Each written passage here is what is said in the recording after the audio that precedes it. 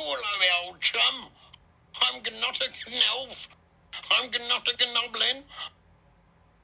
I'm a gnome, and you've been gnomed. Okay, so honestly, I'm not sure exactly what happened there, but today I want to take the time to go over all of the Gnome videos and games within Dreams. Hello, everybody, my name is SockBot, and if you're gonna ask why I'm doing this, I can't exactly tell you.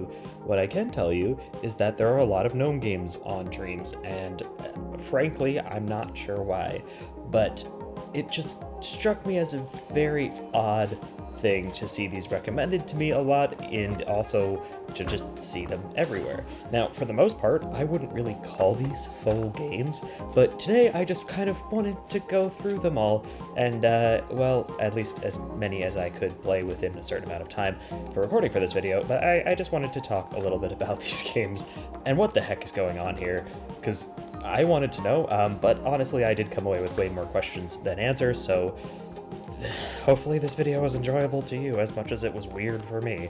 But anyways, feel free to like the video and feel free to subscribe if you like these weird deep dives into what the heck is going on in the Dreamiverse, at least at the moment. But no pressure as always. Anyways, that first one you saw, I don't think I'm gonna really attempt to explain what was going on there, but it was hilarious, and I think all of these are kind of hilarious if I'm not taking this in a jokey way. But also, then there's this one. And this one, well, I spent about a half an hour playing this, and for reference, most streams, if you've played for a while now, you'll notice that they're probably a few minutes long. Some of the longer ones are, bordering on 15 minutes or so, but very rarely is one like a full half an hour. I believe the longest and most in-depth one I played was actually from a live stream that we did when it was blowing up on Reddit. The Pilgrim, I believe is the name of it. I'll put a card on screen so you can go watch that if you want to. But yeah, this one spent a long time on it, and initially I was just kind of doing it for the meme of it all and to enjoy myself within Dreams and just kind of experience the weirdness, which I will talk about in a second. But I think what ended up happening was I got so frustrated that I had spent so long in it that I wanted to get as many as I darn well could. But at some point I decided to I think I left off at 75 out of 99. It's a gathering game. It's not that in-depth, and none of these games are that in-depth, but it's a weird theme that people seem to be making. And I suppose you could go about it one of two ways. Either think about it practically and try to explain why these games exist, which is normally what I do. And if I were to do that, I'd say something along the lines of, well, this stops you from having to animate hair because it's a plastic garden gnome or wood or whatever it's made out of with a simple cone on its head, and that's like a very recognizable character. And that's interesting. And on top of that, obviously, any sort of game that takes place in like a garden or like a shrunken down version of something, which some of these are shrunken, some of them are just like gnomes are people-sized. But that tends to be a theme that like people enjoy. I mean, there's literally a movie called Gnomes or something like that, isn't there? Isn't that the song, like, where there's that song by Katy Perry just for that movie? Or maybe it was Lady Gaga. There's like a big pop star song for that, but I digress. I don't really want to go about this in a totally, analytical way, because I don't think that goes along with the ridiculousness that is these levels, and the amount of time that people seem to have put into them. Like, it kind of seems like a joke gone too far. So instead of, going completely analytical and saying, oh, well, technically these levels are actually somewhat easier to make and pretty good for beginners, which, I mean, may be true, I would prefer to talk a little bit more on, why they're so awesome, and also a little bit about something that I've been talking about a lot within Dreams, which is kind of what I'm enjoying about it that I wasn't certainly expecting to enjoy. And I think these Gnome games are a really good explanation for that sort of enjoyment. For one, I've spent, well, like I said, quite a while on these levels already, and for two, I kind of relate it to when I'm on stream and we run into these absolutely ridiculous dreams that well, for some of them, it's just kind of like, oh, haha, that's funny. And for others, it's like, wow, someone put a lot of time into this weird game. And I think that sort of weirdness and kind of lack of explanation, as most of these don't have any sort of description past like, oh, this is a Gnome game and it's version 2 or something like that. Or in this case, I think this is season 1 of Gnome, whatever it's called. But the weirdness of finding all of these is absolutely an experience that I haven't really seen outside of Dreams. Like, I mean, on YouTube, perhaps there's an easy way to set your algorithm when you're looking at certain weird videos to where you will see a lot of really weird videos. I follow a lot of horror channels on YouTube, for example, so I see a lot of that. And if you're watching a lot of strange kind of artsy content, I want to say, you'll see that sort of thing. Or if you're just following the absolute WTF things, like, I mean, back in my day when I watched the most YouTube of my life was when I would watch all of the YouTube poop videos where it's just like, I guess these days deep fried memes are sort of similar to that. But yeah, I mean, these games are hilarious and they're ridiculous, and the experience of going through game after game that is just absolutely silly, but also kind of fun, and also very confusing, it's a very unique experience to Dreams in terms of video games. Because like I said, you can do that on YouTube, but where else can you play all of these super strange ideas outside of Dreams? I mean, obviously Little Big Planet had them for sure, and I remember that was something I really enjoyed in Little Big Planet, was just kind of going through weird levels. And when my friends would come over, they would always ask like, oh, is there this sort of game, or like, is there this remake, like did someone try to make Spider-Man?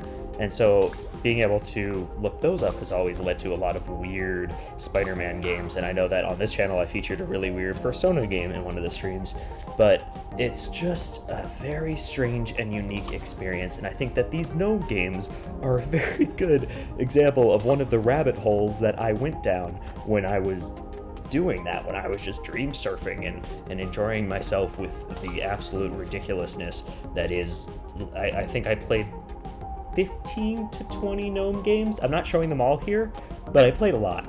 And I mean, it kind of went downhill after these first couple, but what I want to talk about next is sort of how much time people spend on this, because that's part of the weirdness.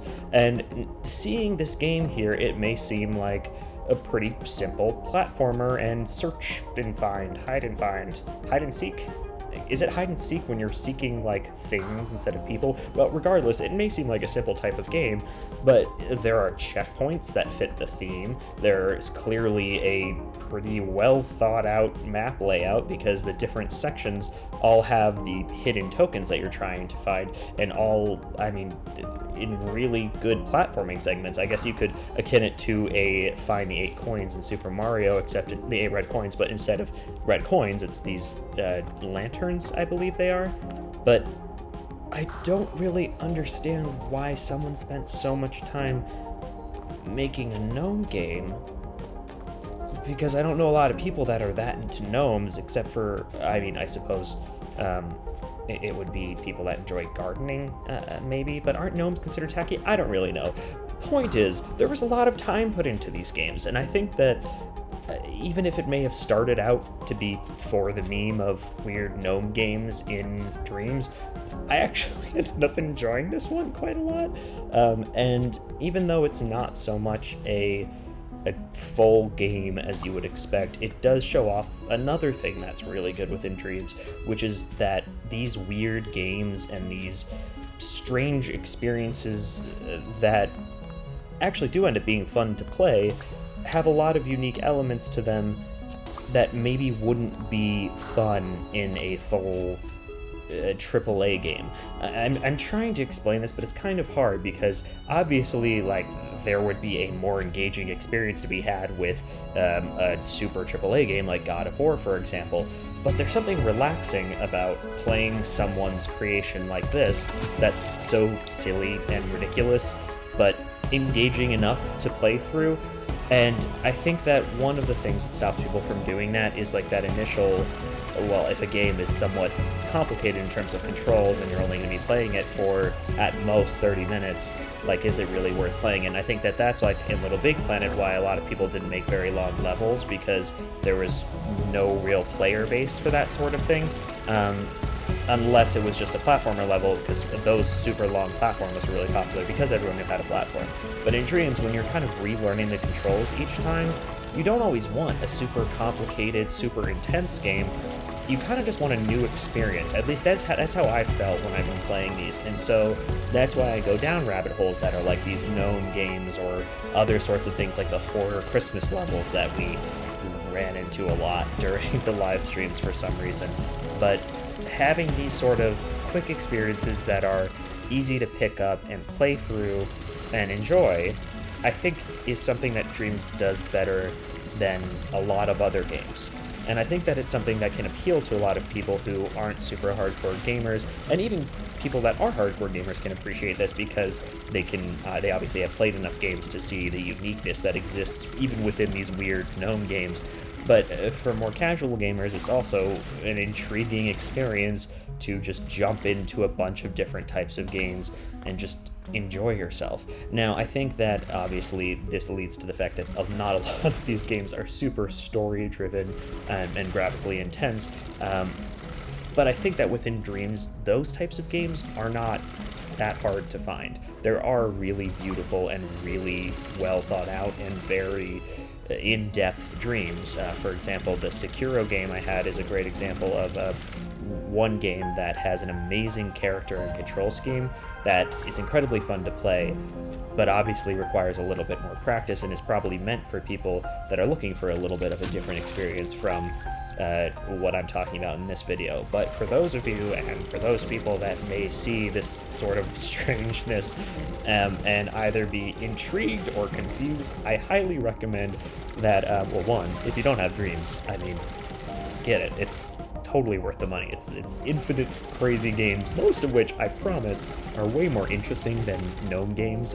This is just a very small, weird portion that no one talks about, and that's why we're putting it into video. But for anybody that has any sort of interest in strangeness or just having a very unique experience, I highly recommend either searching a specific genre, because the search terms tend to be very unique as opposed to YouTube, which just gives you like the most viewed videos with that term in it. It tends to be pretty unique every time, and just kind of go on an auto surf of a few dreams in some sort of category and just put it on auto surf, because it's more fun to just not know what's going to happen until you see it.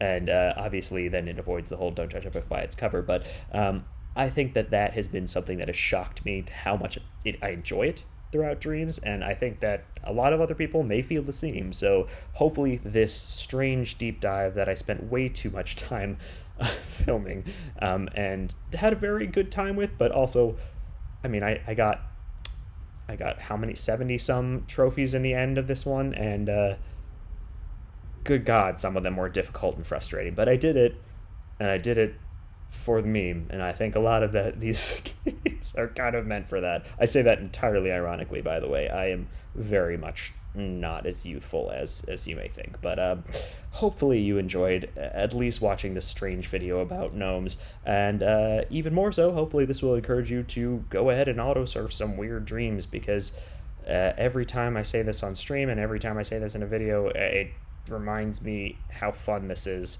But it really is fun to go through the weird of Dreams and not just look for the best of the best in terms of graphical quality and gameplay diversity. But let me know what you guys think. At the very least, thank you for watching. Thank you for subscribing if you're new here, because I know there are a lot of new people. It's good to see you. I put out videos a lot on Dreams and normally not on gnomes, but who knows? Maybe who gnomes?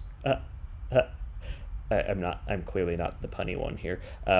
But hopefully I'll not do a part 2 to this, but if there are more Gnome games, I can't resist it, so keep an eye out for that, I guess. But otherwise, thank you so much for watching. I hope you're all doing well. Sorry for this long outro, and I'll talk to you guys in the next video.